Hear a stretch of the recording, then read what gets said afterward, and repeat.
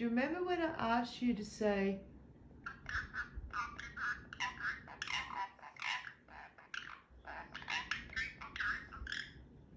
I think you got it.